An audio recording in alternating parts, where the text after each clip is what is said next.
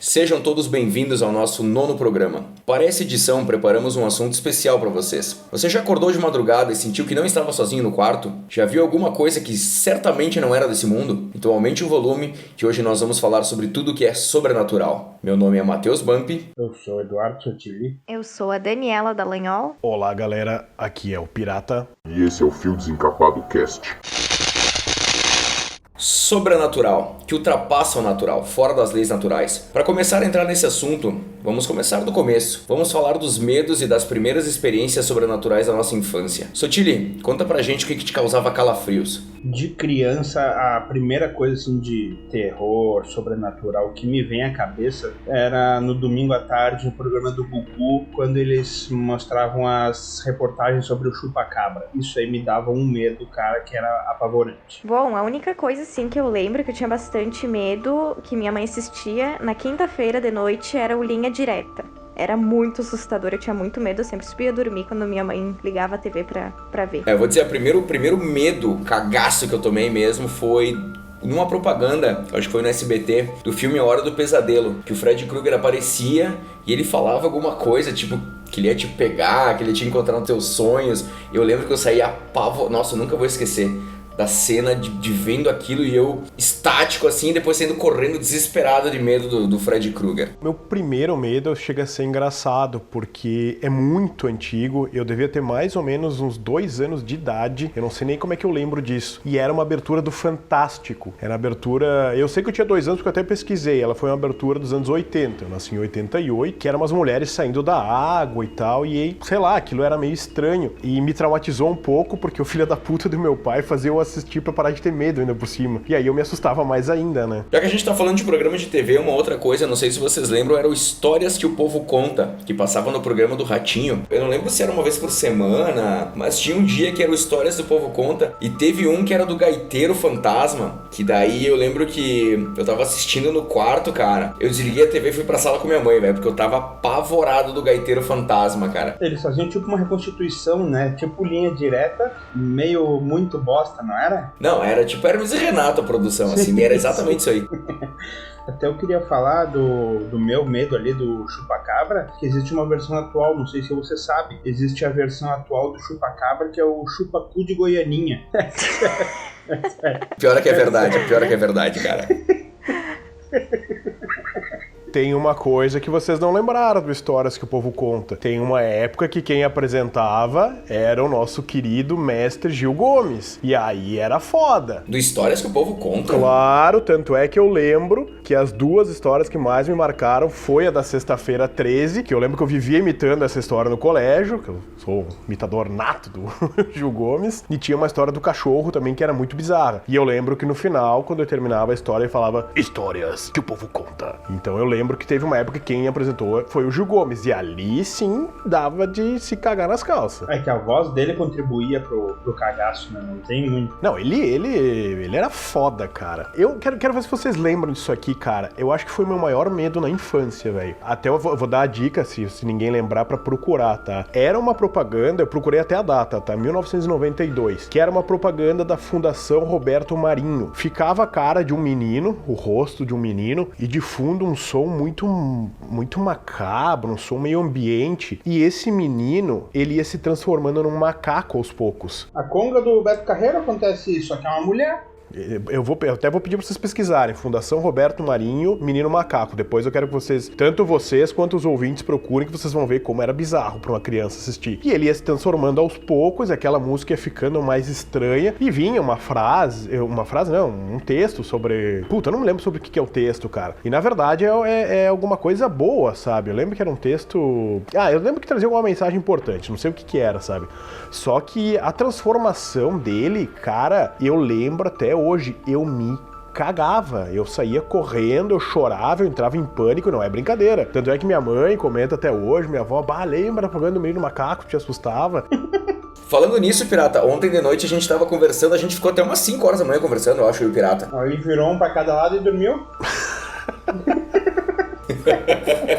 Não, o Dani tava aqui, cara. E a gente tava conversando, ele me mandou uma foto. Ele disse, cara, tu lembra disso aqui? E eu disse, cara, eu lembro. Daí eu fui procurar. Cara, não sei se você lembra do SBT. Era uma propaganda que aparecia Jesus. Cara, essa propaganda de Jesus, ela me perturba, cara, até hoje. O Pirata lembrou dela, eu não lembrava mais disso. Era tipo uma propaganda que parecia... Era uma mensagem, se vocês procurarem aí Jesus do SBT no YouTube, vocês vão ver e vocês não vão dormir hoje, cara. Cara, não sei se vocês lembram disso, Sotile. Ele era um Jesus que ele vinha, eu posso estar falando merda, mas eu acho que era no final da noite, assim, numa programação bem tardia, sabe? Ele ficava meio que de perfil, um fundo mais escuro, ele tinha tipo como se fosse um flash, como quando tu bate uma foto com flash, assim, no escuro e fica o flash na cabeça, sabe? Ele tinha tipo a imagem do flash, assim. Eu acho também que tinha uma musiquinha meio macabra de fundo, e ele trazia uma frase cristã, alguma coisa, e eu até brinquei com o Matheus, cara, que a frase que ele trazia, ele falava se você ajudou as pessoas na sua vida, se você fez as coisas certas, porque um dia nós vamos se encontrar e não sei o quê, e dava um tom de ameaça, tipo, quando tu me encontrar, tu tá fudido se não fez as coisas certas, sabe?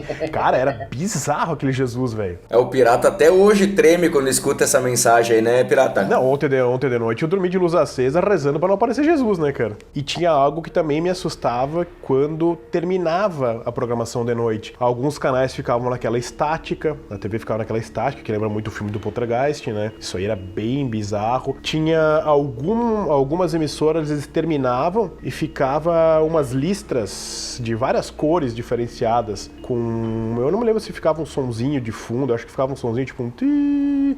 Aquilo também era meio perturbador. Ficava um chiado e era, se eu não me engano, era pra ajuste de cor da programação. Um troço assim, ia, por exemplo, até tipo 5, 6 da manhã. E tinha um que eu acho que era até mais bizarro do que os outros dois, que era simplesmente o logo da empresa, da Rede Globo, da SBT, da Manchete, na época, sei lá. E ele só ficava o logo e um silêncio extremamente perturbador. Tipo, ficava ali o logo, sei lá, das 4 da manhã até as 7 horas, quando retomava alguma programação, e um silêncio. Tu acordasse de madrugada, ligasse a TV e tava assim, era de se cagar nas calças, velho. Não sei se vocês lembram também o programa do Gugu no domingo, que era o Lendas Urbanas, também dava medo. Vocês assistiam? Eu não tenho certeza, porque eu já vi tanta coisa de lenda urbana que eu não sei nem se foi no Gugu ou algum outro programa. O que eu mais tinha medo no Gugu era quando ele se fantasiava de taxista lá e fazia o táxi do Gugu. Aquilo era apavorante, cara. A gente tinha uma versão gaúcha desse esquema todo aí, que era a que passava no... Porra, como é que era o programa de domingo da RBS? Teledomingo. No Teledomingo, isso aí. Passava no Teledomingo sempre uma história escabrosa. Pedra que voava no telhado de uma casa... Era uma santa que chorava água, era uma mulher com um gigantismo que não tem nada de escabroso, é só uma doença, sabe? Mas às vezes pegava no contrapé e dava um cagaço. O que eu mais tinha medo mesmo da minha infância, que foi por muito tempo, era de um cara, ele era de verdade, e o apelido dele lá na rua era o Mocorongo. E cara, assim ó... Era o Sotile? É sério. Não, era um outro Mocorongo. E esse cara, ele tinha meio que um problema, assim, mental, sabe? E ele ficava perambulando na rua. Ele não fazia mal a ninguém, né? Pelo que eu lembro, assim, e tal. A minha avó e meu avô sempre davam comida pra ele e tal. Ele tava sempre por ali, mas era tipo... Usavam ele como bicho papão, né? Era o Mocorongo. Ó, meu, se tu não parar, eu vou chamar o Mocorongo. Ó, o Mocorongo. Coitado do cara, né, meu? E eu morria de medo, velho. Na praia, que eu falei no podcast anterior aí... que a gente ia lá pra Passo de Torres, também tinha um desse tipo aí, e o apelido dele é Gardenal, obviamente você sabe por quê, né? Coitado. Cara, todo mundo era meio cagado pro Gardenal. Ô, cara, a Linha Direta teve um, que até hoje eu assisto, volta e meia, me dá uns cagaços, que é a história dos caras da máscara de chumbo. Eu não lembro o nome direito, mas que encontraram os caras com máscara de chumbo. É uma história muito enfadonha, velho. Sim, esse aí é louco. Eu não lembro, mas Linha Direta, as duas histórias que mais me impactou e assustou na época foi do Maníaco do Parque, né? Essa aí acho que é uma das mais clássicas. E o Bandido da Luz Vermelha, né? O Bandido da Luz Vermelha era de se cagar. Só que eu acho que o que mais assustava ainda no Linha Direta, cara, não era nem toda a reconstituição ali e tal, era no final do programa, quando mostrava realmente a foto dos foragidos ou dos assassinos, enfim. E aí eles comentavam, se você ver essa pessoa, se você já viu e tal. Aquilo lhe dava um medo, porque tipo, eu pensava, meu Deus, se um dia eu ver esse cara na rua, o que eu faço, sabe? Era bem tenso. Eu lembro de criança também, nessa mesma praia que a gente ia, de a gente brincar muito com brincadeira da caneta, brincadeira do compasso, brincadeira do copo. A brincadeira do compasso falava que o espírito entrava no compasso e se ele se irritasse, ele voava e fincava na garganta de alguém. Então, cara, óbvio que é uma palhaçada, sempre tem alguém mexendo, mas quando ele dava uma mexida meio estranha assim, a gente não sabia, era um pra cada lado e foda-se.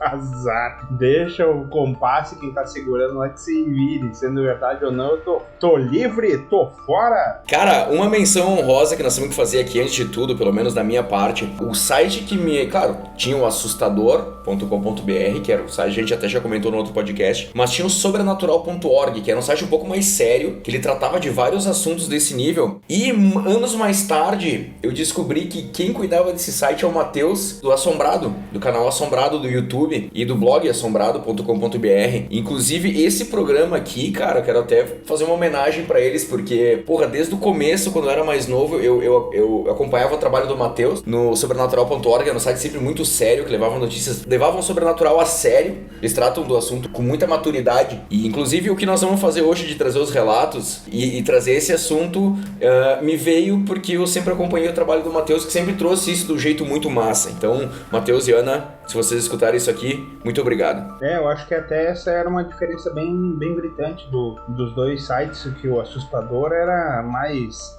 foto e não sei o que, mas parecia menos comprometido com o negócio. E até também eu queria dar uma outra dica, que eu acho que até hoje funciona. Um site que dava uma aliviada no cagaço era o efarsas.com. Então, se tu visse alguma coisa meio estranha assim, tu podia tentar entrar lá e ver se eles davam uma explicação para aquela foto, alguma coisa assim, porque tinha muita coisa nesse site também que dava explicada de fantasma, de foto de criança voando e o caramba. Eu me interessei cedo por esse mundo sobrenatural, mas a forma como eu me interessei é um tanto quanto engraçada. Porque eu me lembro que uma vez a minha mãe teve que sair tarde da noite, que tinha acontecido algum problema, e na época eu tinha uns 7, 8 anos e era domingo. E eu lembro que no domingo maior, passava na Globo, acho que passava uma meia-noite, 1h da manhã, ia passar sexta-feira 13, cara, que era aquele Jason vai para o inferno, última sexta-feira 13. Eu lembro até qualquer, que é aquele que se transforma nas pessoas e tal. Aí eu pensei, é hoje, vou assistir meu primeiro filme de terror sozinho em casa de noite. Cara, eu quase me caguei. O filme acabou e a minha mãe não voltava e eu com a luz acesa não conseguia me mexer na cama, velho. Mas provavelmente foi realmente ali a porta de entrada, sabe? Tanto pra filme como pra jogos e tudo isso de terror, sobrenatural. Porque dali pra frente eu comecei a ter interesse, sabe? Me cagando nas calças, mas interessado. Tanto é que nessa pegada de filme eu lembro também do Exorcista, cara. Que eu até citei em acho que foi no episódio de filmes, né? Eu citei que é o meu filme predileto de terror. Só que, cara, a primeira vez que eu vi, eu tive que assistir de tarde, com uns 3, 4 amigos junto, e eu acho que eu fiquei semanas sem dormir, velho. Só que, sei lá, dali pra frente, mesmo morrendo de medo de novo, eu comecei a me apaixonar por coisa de terror. Eu nunca tive experiências sobrenaturais, tá? Eu nunca fui sensitivo, eu nunca fui de ver, escutar nada. Minha mãe conta que quando eu era menor, eu via orbes, né? Círculos pretos, e eu contava pra ela, olha mãe, olha uma bola preta aqui, eu disse que eu acompanhava com o olho e tal, e aquele negócio estava sempre ao meu redor. E minha mãe me levou num padre, me benzeu e tal, e eu não lembro disso, minha mãe conta, mas eu apaguei da minha memória isso, eu não consigo lembrar. Alguém já teve na vida aí alguma experiência assim? Alguém aqui é sensitivo? Assim, ó, eu tive alguns casos que me aconteceram meio estranhos aí no decorrer da vida que eu vou contando no decorrer do programa. Mas eu tive uma situação, digamos, parecida com essa de tu olhar meio que com o canto do olho e tu ver alguma coisa. Tava no curso de informática, na época e eu devia ter uns 16 anos, mais ou menos. Eu sentava na última cadeira no curso, tinha um colega meu, tanto de colégio quanto de curso que a gente fazia junto, ele sentava do meu lado, e atrás a parede e do meu lado esquerdo a parede, então eu era literalmente o último. Só a título de contexto aqui, na verdade, o nosso professor era um negão de 2 metros de altura, e eu até brincava que eu chamava ele de alemão. Vocês vão entender por que eu comentei do professor, tá? E aí, beleza, tô eu e aqui esse meu amigo, fazendo alguma coisa do curso, e daqui a pouco eu sinto que tem uma coisa preta atrás de mim, só que nem eu disse, eu tenho como, porque o espaço era muito pequeno, sabe? E eu sentia com o canto do olho, e eu comecei a cutucar esse meu amigo, o Johnny, então um abraço pro Johnny. Ô Johnny, ele que foi, tem um negócio preto aqui atrás, velho, tem um negócio preto aqui atrás. E aí o Johnny brincou, não, o professor tá lá na frente. Eu disse, não, cara, é sério, tem um negócio preto aqui atrás, cara. E o Johnny olhou, tem nada, pirata. E o cara, eu tô vendo aqui pelo canto do olho, cara, tem um negócio preto, velho. Aí eu me virei, não tinha nada. E isso me deixou meio assustado, cara. E beleza, passou-se anos e anos e anos, cara. E um dia, eu e o Johnny estávamos na casa de um amigo nosso, e esse amigo foi professor nesse curso. Nós estávamos tomando uma cervejinha, bebendo, começamos a conversar, e aí começamos a entrar nesse assunto mais sobrenatural, e eu contei, lembra aquela vez, Johnny, no curso lá, que eu comecei a ver um negócio preto e tal, e esse nosso amigo parou. Ele disse, tu viu uma coisa preta no curso, assim? Eu digo, sim. Tu não foi o único, velho. Tem relatos na escola de várias pessoas que viram essa coisa preta e diz que foi alguém que morreu lá e que a presença ficou na escola. Aquela noite eu não dormi, né? Mas fora isso, pirata, essa tua experiência, tu nunca foi um cara de ouvir, de ver coisas? Eu morei muitos anos sozinho, velho. Uma coisa que eu sempre vi foi a casa instalando, sabe? Muita gente diz que móveis, geladeira e tal, as pessoas dizem que isso é normal. Eu já tomo como normal pra mim, porque senão o cara pira, sabe? Num dia que tu tá, por exemplo, vendo um filme de terror, alguma coisa, e dá uma instalada lá na cozinha, alguma coisa, eu já fico meio cabreiro, sabe? Se é um dia que eu não assisti nada, é a geladeira, é o fogão, é a madeira e tal. Mas a gente nunca sabe, né, cara? Eu sou meio cagado pra ficar sozinho em casa, de noite, assim, se assistir alguma coisa e tal. E até agradeço a Sofia tá aqui sempre comigo, entendeu? Porque ela dá uma aliviada na tensão fodida, cara. Vou te dizer, tu tem um bicho em casa, um gato, um cachorro aí que tu consegue pôr no sofá ali pra dar uma aguentada na barra, é bom. Até dizem isso, né, que cachorro e gato são sensitivos. Acho que gato eu não sei, na verdade, tá? Se falei besteira, falei, azar. Mas cachorro eu já ouvi falar que é muito sensitivo e então é bom eles estarem aí, que eles ajudam a filtrar no ambiente bem legal. Na verdade, até onde eu sei, o gato acho que é até mais que o cachorro, Sotile. E eu, pra te ser sincero, eu já fico com mais medo com um gato ou um cachorro em casa. Porque, por exemplo, que nem o exemplo que eu dei, tô aqui na sala aqui agora, deu um estalo ali e é a geladeira e tal. E aí daqui a pouco o gato ou o cachorro tá olhando fixo em direção à cozinha. Eu vou me cagar tudo, cara. Então eu acho um pouco pior, velho. E tu, Dani, tu tem alguma... Tu é uma sensitiva? Eu não sou sensitiva, mas na casa que eu morava no São Caetano era de 2 andares e tinha uma escada muito sinistra. Eu tinha muito medo daquela escada, até hoje eu tenho. E cada vez que eu subia a escada, eu tinha a sensação de que alguém ia me segurar ali pelas pernas ali embaixo, então eu sempre passava bem correndo. Que era meio tensa aquela parte da escada. E eu não era a única, minha cunhada também falava que ela tinha medo da escada. Então, já que tu falou da tua cunhada, conta pra nós a história da tua sobrinha, da Camilinha aí do banheiro. Minha sobrinha, ela tem 4 anos agora, né, mas isso faz 1 ano e meio, e ela tava, assim, sentada no vaso, fazendo xixi, a mãe dela tava com ela, e ela olhou pra mãe dela, assim, olhou pra cima, pro lado, e disse, nossa, mãe, quem que são essas crianças aqui? Daí minha cunhada ficou toda assustada, né, porque, imagina, uma criança de 3 anos, ela não ia falar se ela não estivesse vendo, né? Tá louco, eu nunca mais entrava nesse banheiro aí. E outra coisa que eu não sinto, não vejo e não escuto nada, nunca escutei nada assim, mas volta e meia eu sinto um puxão no ombro. Aí eu viro pra trás e não tem nada. Não sei se isso é alguma coisa também. Volta e meia dá tipo, alguém te puxa assim, sabe, com força que chega quase a dar um estralo assim. Daí eu olho pra trás e não tem nada. Mas só isso, eu nunca passei por outra experiência assim, sobrenatural. Alguém tem mais alguma história aí de infância antes da gente ir pros relatos? Eu tenho duas situações, digamos assim. Uma é um pouco de medo e a outra é uma situação bem desagradável. Quando eu tinha, acho que por volta de uns 8, 9 anos por ali, eu tinha um sonho que eu sonhava direto. Tipo, era, sei lá, 3 vezes por mês, pelo menos, o mesmo sonho. Isso é bastante pra ser o mesmo, né? E era um sonho com um sapo. Eu lembro que eu andava num jardim à noite, digamos que um jardim mais obscuro, assim, sabe? Não é assustador, mas é um jardim mais obscuro, sabe? E num certo ponto desse jardim eu tava sempre andando, eu ia tipo virar numa esquina do jardim assim, e ainda ia continuar nele, e ia ter um sapo meio amarelado, e ele ficava sempre parado. E eu precisava, no sonho, seguir em direção a ele. Só que sempre que eu seguia em direção a ele, ele mijava em mim e acontecia alguma coisa. O que acontecia eu não me lembro, tá? Sinceramente. Eu até andei pesquisando, se eu não me engano, tem uma lenda que se o sapo mijar em ti, tu fica cego e tal. Provavelmente era isso que me acontecia no sonho. Só que isso me perturbava um pouco, porque eu sonhava muito seguido e eu cheguei a um ponto de estar sonhando e começar o sonho, eu já tá no jardim e eu já saber, puta que pariu, eu vou andar no jardim, eu vou dobrar, vai ter o sapo vai me mijar e eu não tenho o que fazer, sabe? Isso me deixava bem assustado. Criança, né, cara? Eu também tenho uma história de sonho. Na verdade é 2 em uma, tá?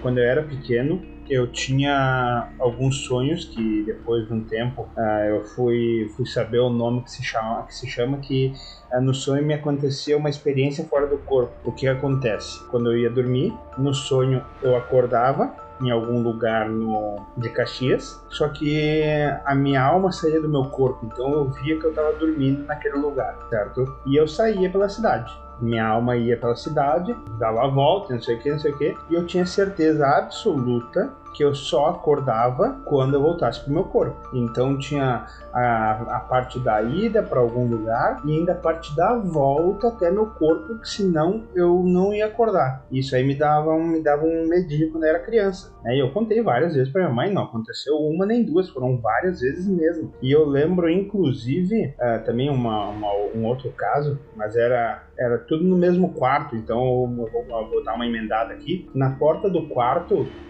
dormia eu e meu irmão no mesmo quarto, então a minha cama ficava bem na direção da porta quando a porta do quarto estava aberta. E ela, quando estava aberta, na parte de fora da porta, ficava pendurado um perna longa de 1,5 m por aí, mais ou menos. Então, quando eu acordava, eu dava de cara com esse perna longa na porta. E foram várias vezes que eu via uma sombra preta saindo de trás dele, como se fosse uma pessoa, e voltando quando ele via que eu estava vendo ele, por exemplo. Então, o perna longa também é um problema na minha infância. Tu sabe, Sotile, que nessa pegada tua, o outro relato que eu tenho mais de sono, o sonho é mais ou menos nessa pegada. Ele lembra um pouco paralisia do sono, que é uma coisa muito desagradável, né? E essa pegada também de tu sair do teu corpo, de tu ver o teu corpo ali dormindo. Quando eu era mais novo, cara, eu tinha muita paralisia do sono, muito. Tanto é que isso, sei lá, dos 10, 12 anos até, sei lá, meus 20 anos, eu tinha muito, que chegou até um certo momento que eu meio que conseguia até controlar. Até estranho falar, mas eu já tava dormindo, eu já até sabia que era paralisia, eu meio que me controlava. Por acaso, se alguém estiver escutando, né,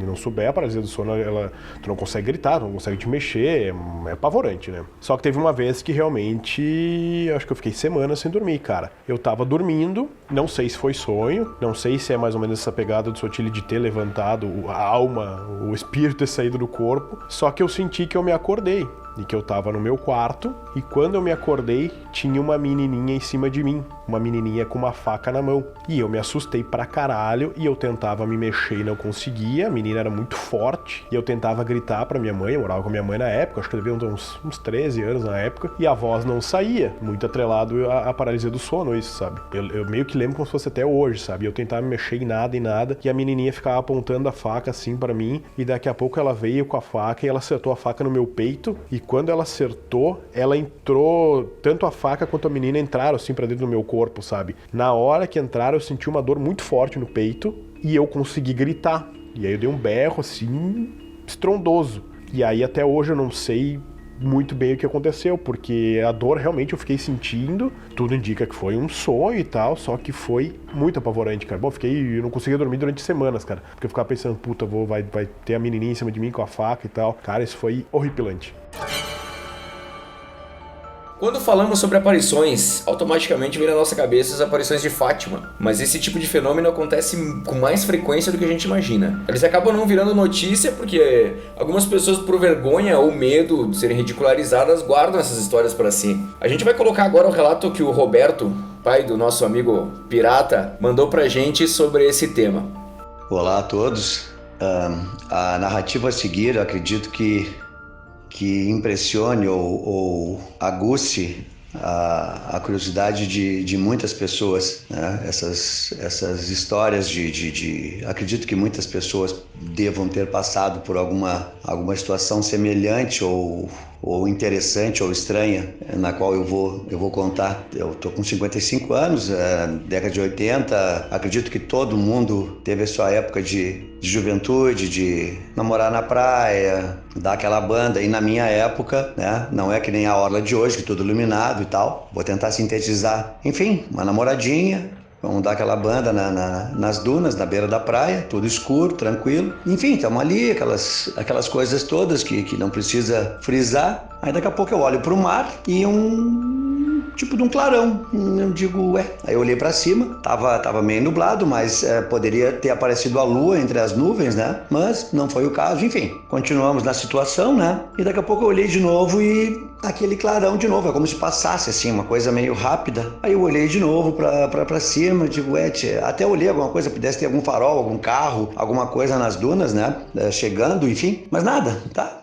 Continuamos na história. E aí a terceira vez, aí eu perguntei pra menina, eu digo, olha, não quero te assustar, não quero parar com o que tá bacana, mas, pô, eu olhei umas 3 vezes, vi um clarão, e ela disse que tinha visto a mesma coisa, também não quis comentar, porque achou que era uma bobagem, ou também não quis, né, atrapalhar a história que estava acontecendo. Tá, nos olhamos e aí, nos levantamos, sabe, ficou aquela coisa meio assim, meio estranha, nos levantamos, e aí eu tô virado pra nós irmos, tipo, pra rua, né, pra avenida, e a menina, eu tô de frente pra ela, a gente ia dar um beijo, aquela coisa toda e tal, e ela, sabe, cara, aqui eu lembro como se fosse hoje, parecia aqueles filmes absurdos de terror. A menina dá um berro, mas um grito aterrorizante, que até eu não sei nem mensurar, assim, na hora, o susto que eu levei, até eu brinquei, eu digo, cara, o que eu fiz? Eu toquei, não era. E a menina começou a gritar, mas gritar, e vamos embora, eu digo, cara, o que foi, cara? Ela falou, vamos embora, e não olha, e vamos embora. Eu digo, o que ela não olha e corre? Eu digo, caralho, vamos embora, né, vamos correr, tá louco? E comecei a correr com ela, cara, e aí subimos as dunas, enfim, só pra resumir, quando chegamos na praça, bom, ela palpitava, a menina tava com branca, aí já tinha claridade, já dava pra ver, tava pálida, e aí eu digo, cara, o que é, meu, agora eu tô encafifado, o que aconteceu? Aí ela disse que, a gente tava ali, né, aquela coisa toda, ela viu aquele clarão que nem eu, mas não quis e tal, e aí quando nós levantamos aquela coisa toda, ela olhou pra trás e ela viu nitidamente a avó dela, né, tipo, estendendo a mão como se fosse falar alguma coisa pra ela, e sendo que, aí ela vai me dizer que a avó dela tava morta há mais de 5, 6 anos. Eu digo, cara, tu tá louca, não tá viajando, e ela, pô, pelo amor de Deus, juro por tudo que é mais sagrado. Bom, não dá pra dizer, né, cara, aquela história toda da beira da praia, aquela excitação toda foi pro saco, né, lógico, e meio bizarro, assim, porque ela não conseguiu dormir, tanto que depois ficou, e aí comentou com a família, e com a família não, na verdade era uma tia que tava, eu lembro, que também era meio, assim, era uma tia muito próxima, e ela, enfim, aí começou a comentar algumas coisas, mas é que foi a primeira vez que eu tinha passado por uma experiência assim, né? Eu não vi, ela viu, mas era uma coisa aterrorizante a maneira que ela pedia pra gente correr, pra gente sair dali e tal, enfim, foi meio punk. Cara, vou ser bem sincero, quando tu mandou esse relato, Pirata, eu pensei que ia ser um relato sobre OVNI, cara. Porque quando ele falou que viu um clarão na beira da praia, né, tem muitas histórias de coisas que saem do mar e tal, eu jurei que era. E quando terminou ali, eu me arrepiei, cara, é um relato bem forte, cara. Não, pois é, quando o pai me contou isso aí também, eu também achava, história de jovem, né? E não, cara, e tu sabe que até depois a gente tava conversando em off, debatendo sobre isso aí, ele até tava comentando, a guria era gente boa e tal, gata pra caralho. E ele disse, mas eu não quis continuar com ela de jeito nenhum. Porque disse que depois de um tempo, cara, ela começou a contar pro meu pai que começou a ouvir coisas. E disse que ela ouvia crianças em volta da cama, disse que ouvia coisas quando tava dormindo, acordava e não tinha nada. Meu pai disse, eu não vou ficar com isso aí nem fudendo, cara, tô vazando. Eu vou te dizer o seguinte, eu tô fudido, né? Que eu vou dormir sozinho aqui hoje. Que nem eu falei, ainda bem que a Sofia tá aqui. Cara, eu nem sei porque que eu aceitei gravar esse programa com vocês. Sério. Eu não sei porquê. Na real, assim, cara, vocês não têm contato com meu pai, obviamente, né? Só que eu não me surpreendi nem um pouco com essa história. Que, na verdade, a véia veio pra avisar a guria. Não vai com esse vagabundo, que esse cara não vale nada.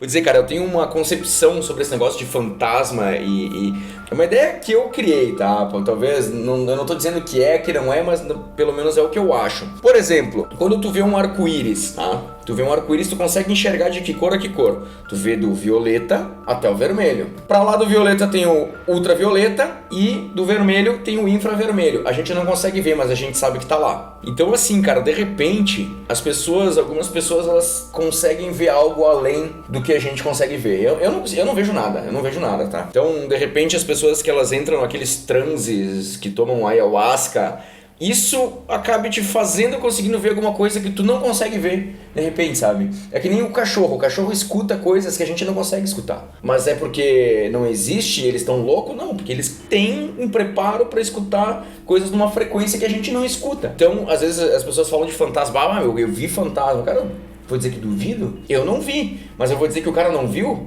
Se o cara tá aqui me jurando que viu, sabe? Então, eu acho que pode ter uma explicação muito mais simples e... Claro que não é simples essa explicação, ela é meio absurda, mas pra mim faz sentido. Talvez as pessoas elas vejam coisas que o nosso olho não enxergue, mas elas tenham alguma coisa que elas veem.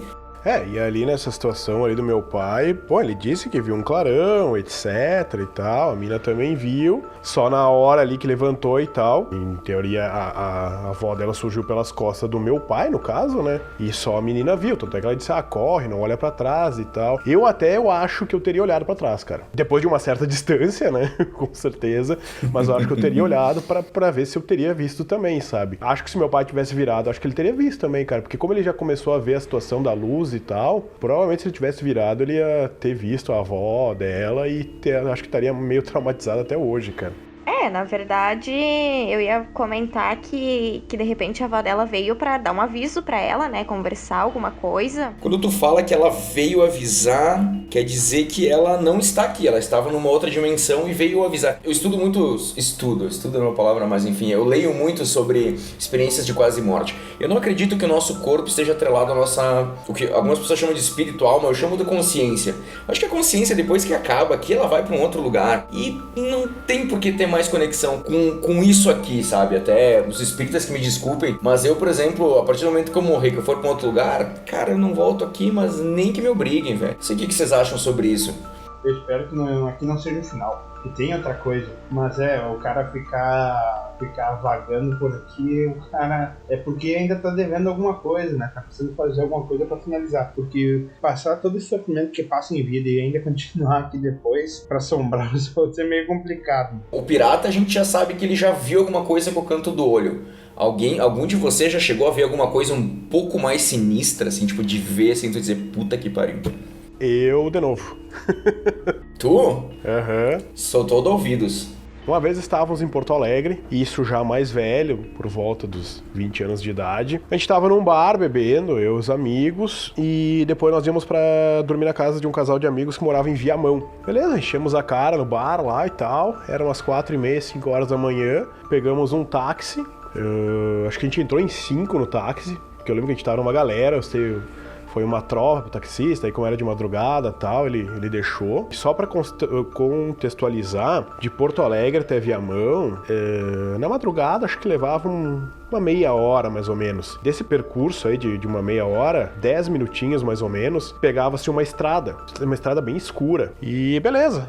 Então saímos da parte mais urbana, por assim se dizer, de Porto Alegre e estávamos nessa estrada, né? Eu tava sentado no banco da frente, o taxista obviamente também, né? E o resto do pessoal atrás. Tamo indo e tal, a galera já todo mundo meio quieto, uns meio bêbados, uns com sono. Tinha um amigo meu que não bebe, tava mais quieto também e tal. O taxista também não tava falando. E nós indo, né? Daqui a pouco eu avisto lá assim na frente na estrada uma coisa meio branca. E eu digo, que é aquilo, né, cara? O táxi foi se aproximando, até porque era caminho, né? Era uma parte reta da estrada e foi se aproximando, e eu vi a famosa noiva de branco.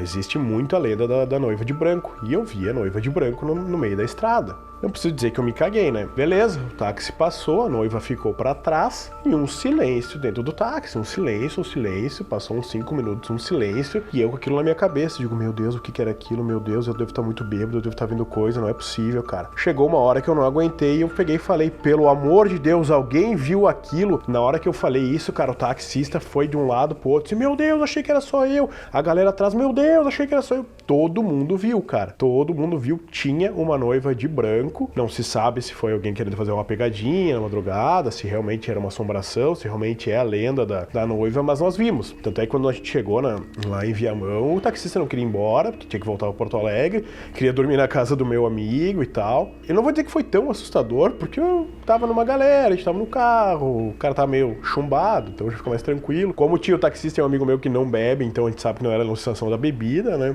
E ainda nesse caso da noiva, anos depois, sei lá, uns 6, 7 anos depois, eu tava na casa de um amigo e a gente tava tomando uma cervejinha ali e entramos nesse assunto de coisas sobrenaturais, começamos a conversar e tal. E tinha uma amiga dele também, esse dia na casa dele, que eu não conhecia. E ela tava no quarto, mexendo no computador e tal, e eu e ele na sala conversando. E daí eu sei que eu puxei, lembra aquela vez lá, a história lá da noiva e tal, mas eu nem comentei de onde é que era, só falei da noiva. Nisso a guria bota a cabeça pra trás, assim, no notebook, olha na minha direção e ela, por acaso essa história da noiva foi em Viamão? Eu só olhei pra ela e disse, por acaso meu amigo já tinha te comentado dessa história? Ela, não, mas essa história da noiva aqui no sul é bem famosa e é lá em Viamão. Diz que um monte de gente já viu essa noiva no meio da estrada. Não sei o que vocês pensam, galera, mas eu vi a noiva de branco.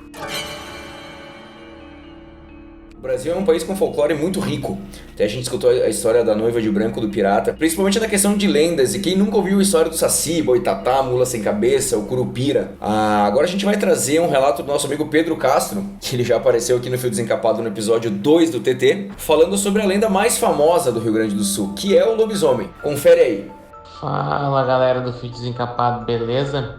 A pedido do meu amigo Matheus, vou contar alguns causos que eu ouvi de assombros e lobisomens. Eu desde muito pequeno eu vim morar na fazenda com meus pais. E fazenda sabe, né? Combina com assombrações, lobisomens, etc. Era o que eu mais escutava, desde sempre. Somente de um senhor que trabalhou mais de 40 anos aqui com nós. Ele sempre dizia que existia lobisomem, que ele já viu e até trabalhou numa outra fazenda onde que tinha um homem que era lobisomem. E o que faz pensar que existe, né? Porque se alguém duvidasse dele, assim, quando ele falava, ele botava a mão no fogo, né? Eu até nunca vi, mas não posso dizer que eu não queria ver, né? Porque a maior lenda que existe no Rio Grande do Sul, né? O que eu sempre via aqui na fazenda era vultos e vozes também. Eu vou contar uma história agora que aconteceu quando eu era muito pequeno, quando eu ainda estava no ensino fundamental. Teve uma vez que meu pai me levava para a escola sempre de manhã. Aí um dia acordamos e sentamos para tomar café e eu comecei a ouvir uma conversa, tipo um chiado,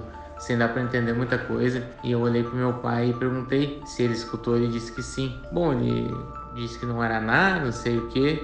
Bom, eu me arrumei, saímos. São 5 km até a faixa aqui da sede da fazenda. Quando chegamos no meio do caminho, assim, mais ou menos, numa invernada, né, que é um espaço onde fica o gado, tinha mais de 10 sendeiros mortos. Foi tipo um choque, né, pois parecia que a voz estava avisando disso, né, do que tinha acontecido ou ia acontecer. E aqui também, hoje em dia não é tanto assim, né, era mais antigamente. Até muito curioso, porque geralmente quando eu era mais pequeno, assim, que eu via muito vulto, assim, estavam muitas, tipo, vozes, assim, mas aquelas vozes sem entender nada, né? E durante o dia, muitas vezes. Então, sempre foi uma coisa, assim, que eu sempre tive medo, né? Até eu brinco que os filmes, assim, que eu tenho mais medo de ver, assim, de até não sair pra rua, é filme que tem coisa de lobisomem, lobo, assim.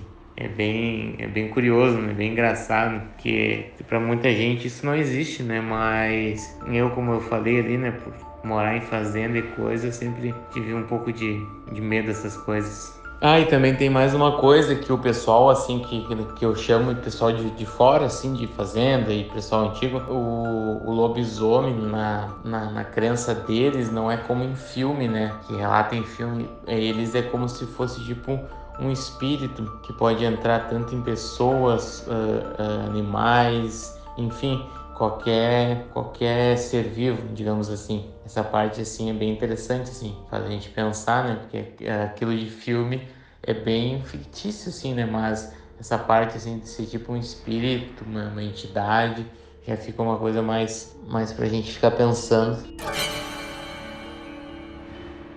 Bom, aqui no relato do Pedro a gente tem duas questões, né? A questão do folclore do lobisomem, que é vista de uma maneira diferente. A gente tem que entender que, dependendo a parte do estado que tu tá, uns veem realmente como um espírito que entra numa pessoa e essa pessoa fica descontrolada, e outros realmente veem como uma pessoa que se transfigura e vira realmente um lobo. Então até a gente vai trazer um segundo caso depois, um segundo áudio, que é do Matias, que é irmão da Dani, meu cunhado, que ele tem uma história que a avó dele conta, que inclusive dizem que tem uma foto que foi tirada, mas depois a gente coloca esse áudio aqui. Eu só quero pedir pra vocês primeiro aqui, alguém já teve alguma premonição, que seja em sonho, seja uma sensação diferente depois aconteceu? Assim, ó, questão de premonição, não me recordo de nada no momento, tá? Mas uma coisa que eu tinha muito era déjà vu. Tinha uma época, principalmente na época que nós estudávamos ali no Santa, eu e tu, Matheus. Aquela época eu tinha muito déjà vu, cara, era incrível. Eu também tenho bastante déjà vu, não deixei de ter.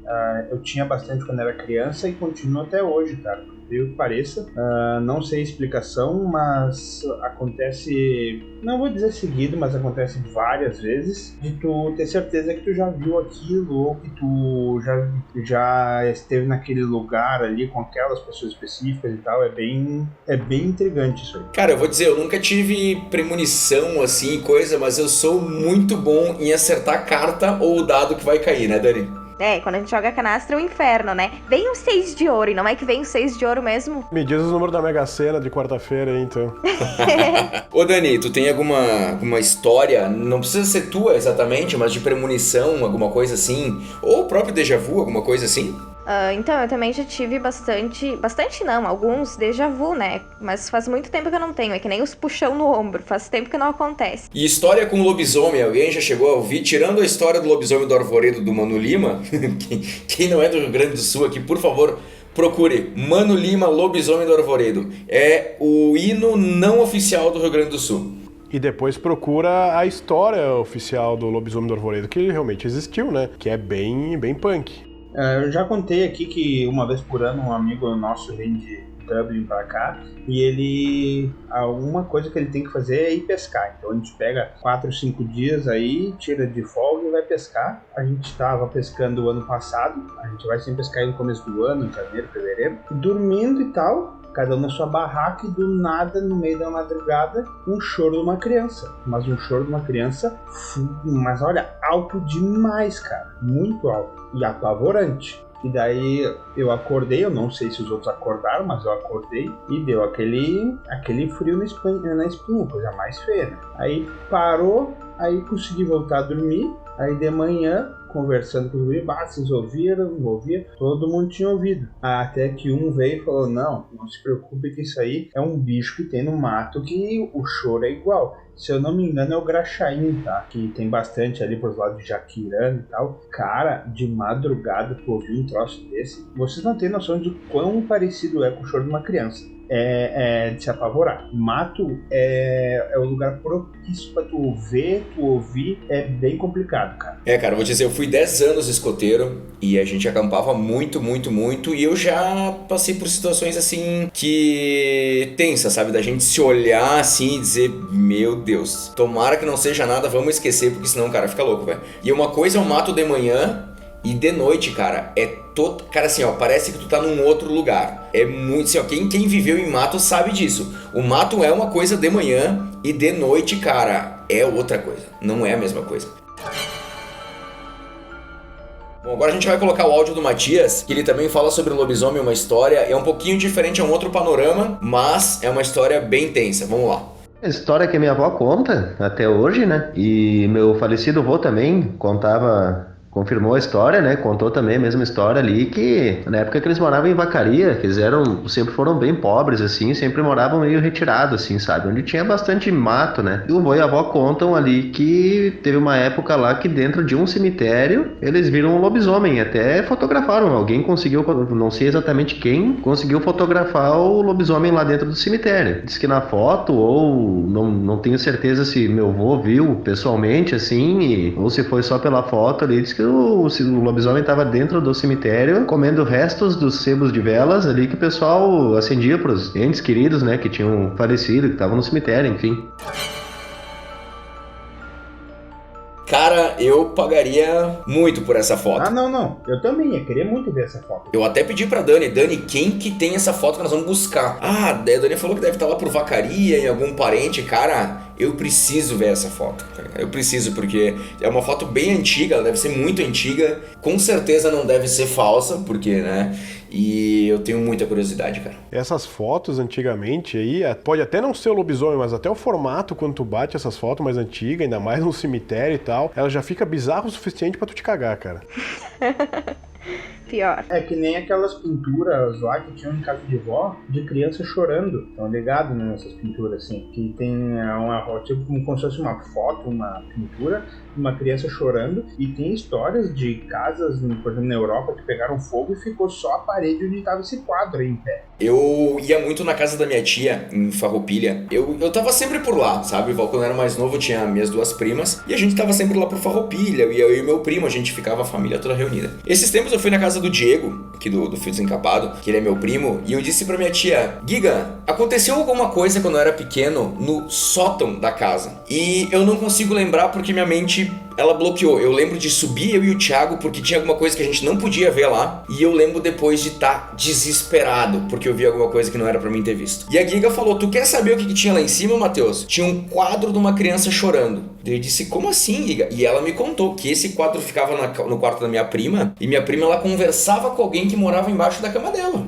E ela conversava e tal. E diz que minha tia ficou sabendo da história desse quadro e ela tirou e botou no sótão esse quadro. E eu lembro que uma vez, talvez, eu e meu primo fomos lá espiar, eu não sei exatamente o que a gente viu. E eu disse, Giga, é verdade? E ela, sim, é verdade, pode pedir pra tuas primas, pode pedir pra quem tu quiser. E eu não sabia dessa história, eu fiquei sabendo ano passado, cara, dessa história. Porque eu sabia que eu tinha visto alguma coisa lá muito tensa e era essa porra desse quadro. Inclusive, eu até procurei na net, minha tia falou, não, é esse aqui, porque tem alguns quadros das crianças chorando. E é de um menino, acho que é o mais clássico. E tem toda uma lenda esse quadro. E olha só, agora que tu comentou nesse, nós não tinha nem combinado, cara. Tu comentou e eu lembrei desse caso aí.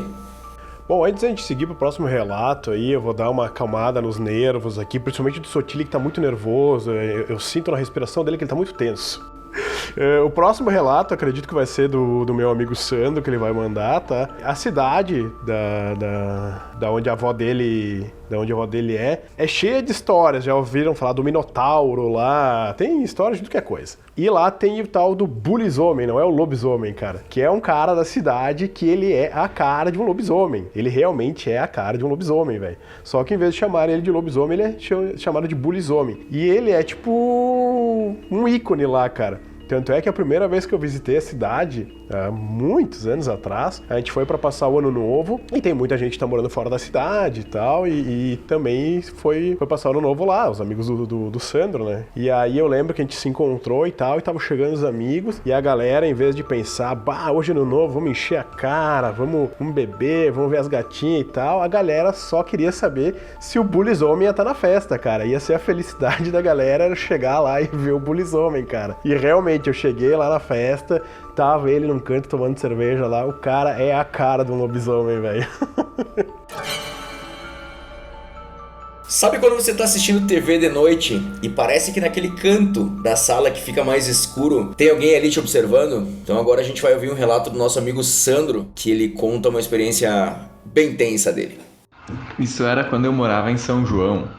Que no caso tinha o quê? 4 mil habitantes, né? E a cidade, tipo, tinha uma casa, aí tinha tipo uns 500 metros mais, aí tinha outra. Daí meus avós tinham ido visitar os vizinhos e tal, e eu fiquei em casa, né? Porque aquele tempo só tinha uma TV e eu queria ficar, já que eles não estavam, eu ia jogar videogame. E aí eu fiquei, tive a brilhante ideia de ficar sozinho em casa. E aí faltou luz. E aí eu me caguei, né? Aí eu tava ali na sala e tipo, mal e mal dava pra ver fora, sabe, assim. Que passa a calçada ali, tu vê bastante, sabe?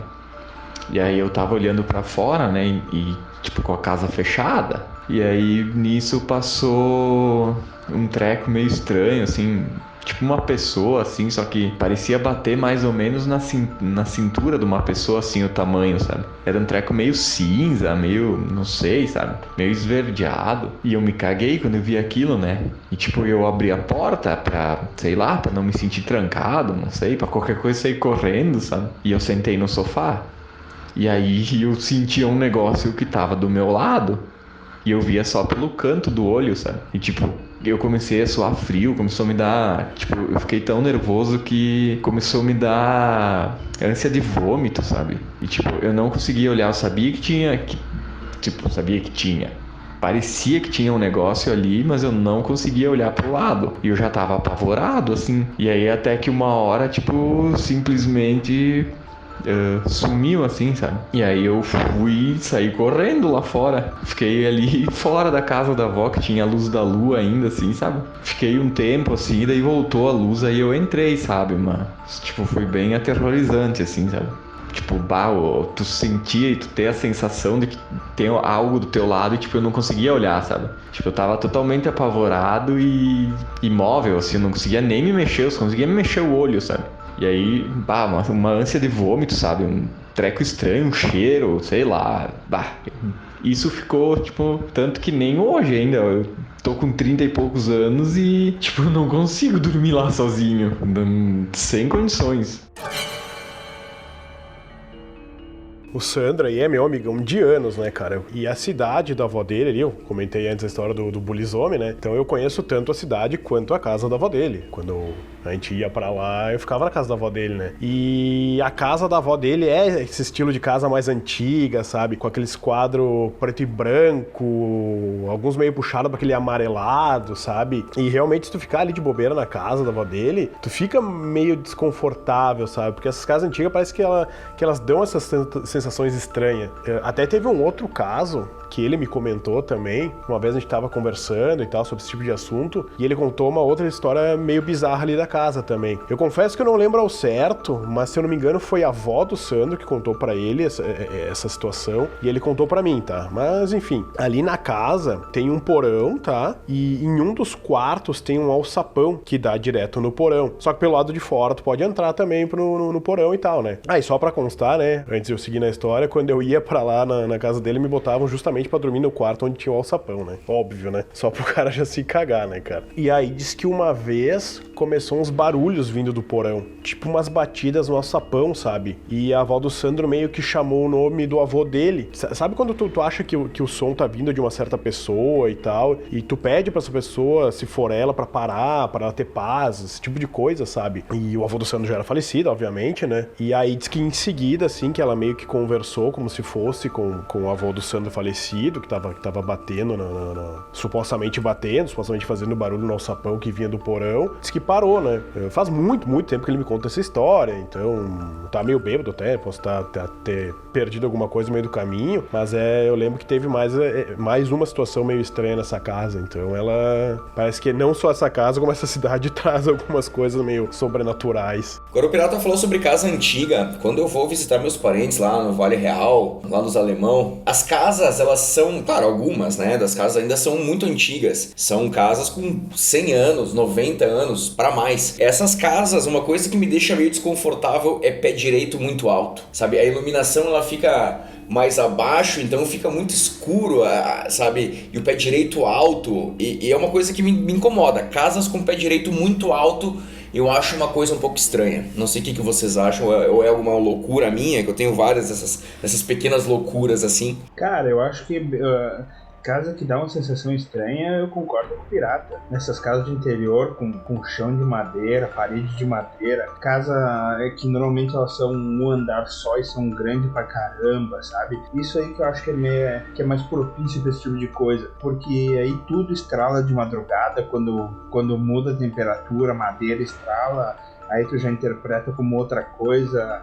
Eu acho que isso aí que me dá mais um negócio assim. Na verdade, agora eu tô morando sozinha e minha casa é antiga, de madeira, e é enorme. Eu nunca vi nada lá, mas a minha cunhada, a mãe da Camilinha, que eu contei a história, ela disse que já viu alguma coisa lá, né? Então eu sempre fico meio assim, né? Porque eu tô morando sozinha com 4 gatos, né? Então, né, eu fico meio assustada, mas fazer o quê? Bom, eu já morei numa casa dita assombrada, porque eu morei uma época numa casa que uma parente próxima minha se enforcou, tá? Isso muitos anos antes de eu morar na casa. Era uma casa antiga, não tanto. Eu morei quando eu tinha ali dos 10 aos 13, alguma coisa assim. Tinha um cômodo da casa, o cômodo que ela se matou. Era muito gelado, sempre.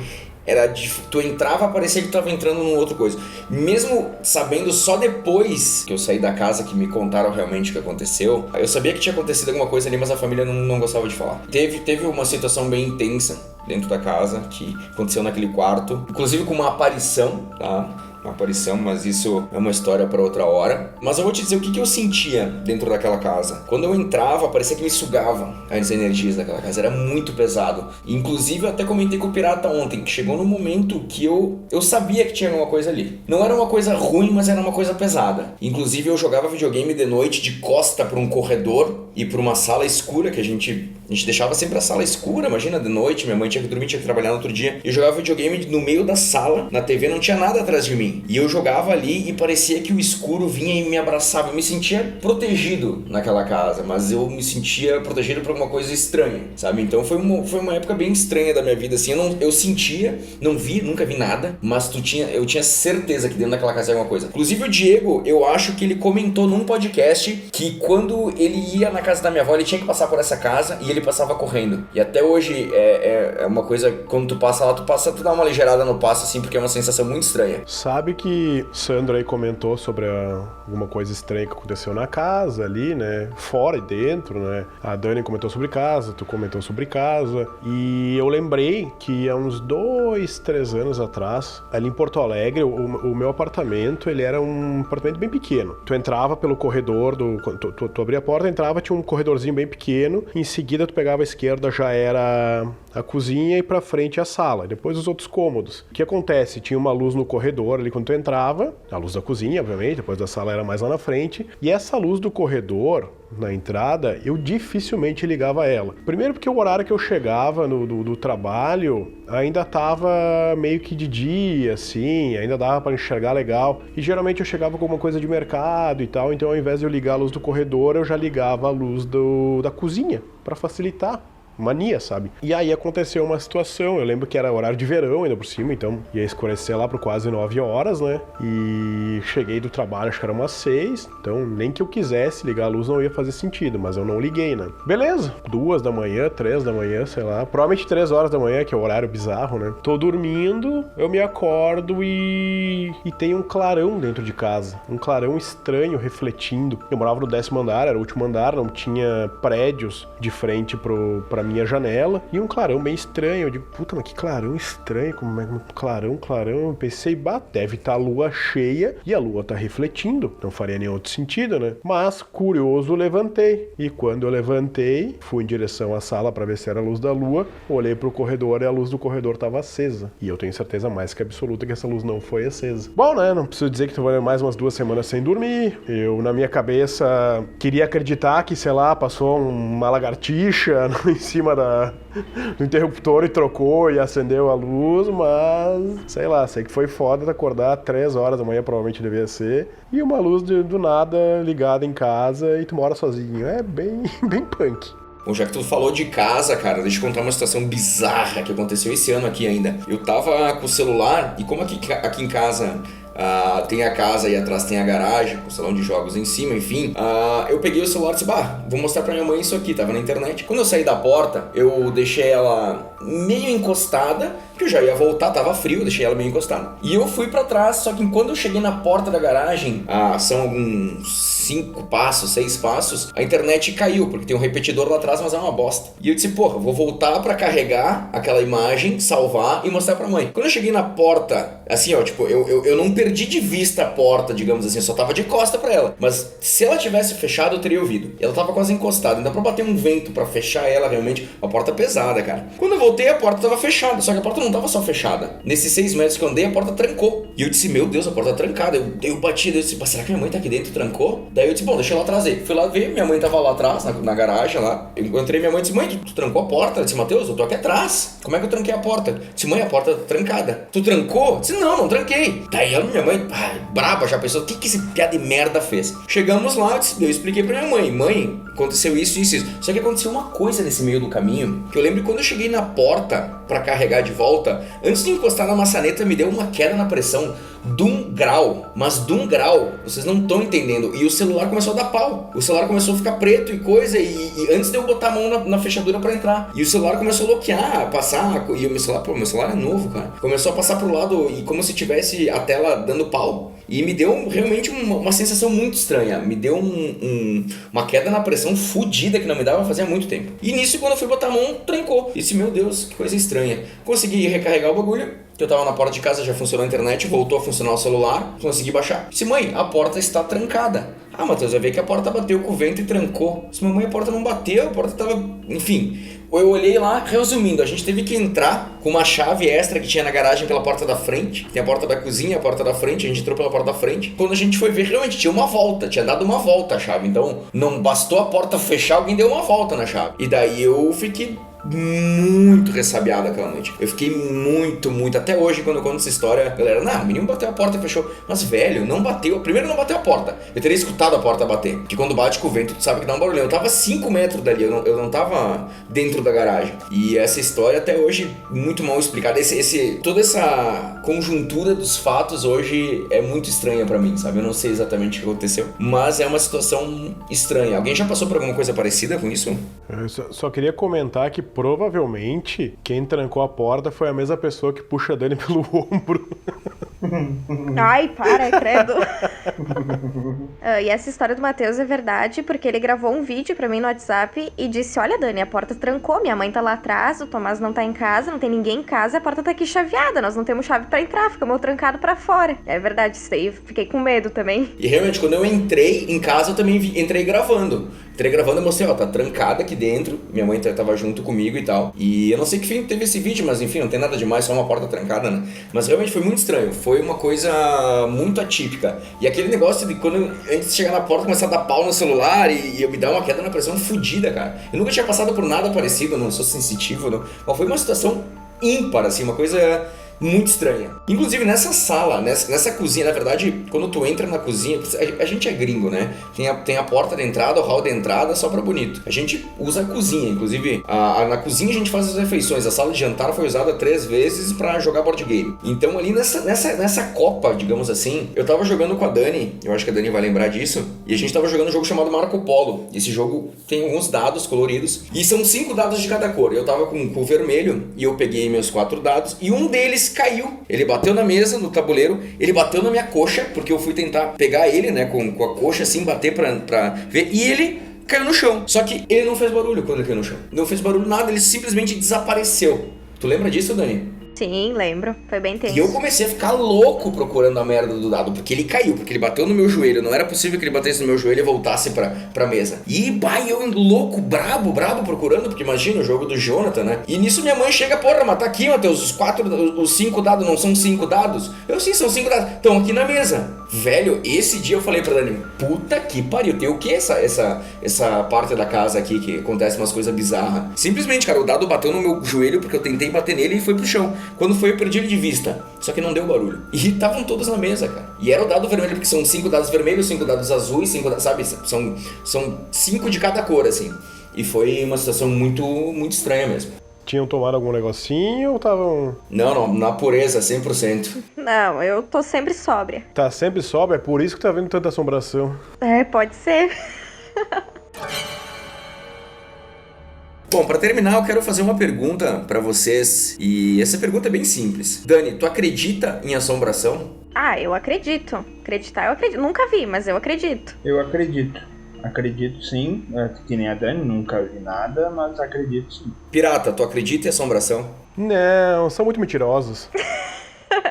É meio difícil eu dizer que não acredito, né? Porque olha o tanto de história que eu contei pra vocês aí, então fica meio complicado não acreditar, né? Segunda pergunta, então, complemento da primeira. Dani, tu gostaria de ver alguma assombração? Ah, eu não sei se eu gostaria de ver. Eu acho que não, eu ia me cagar tudo. Sotile, tu Não. gostaria de ver uma assombração? Não. Curto e grosso assim, não. Mais que depressa, não. E Pirata, tu gostaria de ver uma assombração?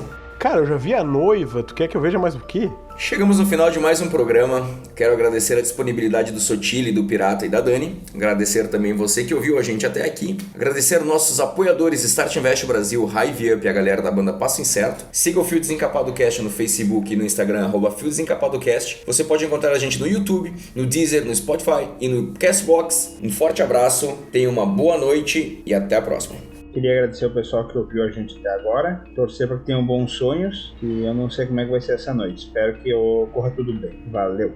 Obrigada, pessoal, que sempre acompanha a gente. Obrigada pelo convite de novo, por compartilhar os acontecimentos assustadores. E vamos fazer um 2.0 aí. Valeu. Pirata? Pirata?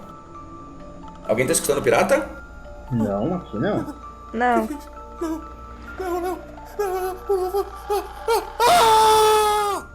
Bom, pessoal, pelo jeito a gente vai ter que continuar sem o Pirata, por problemas técnicos. Ou não.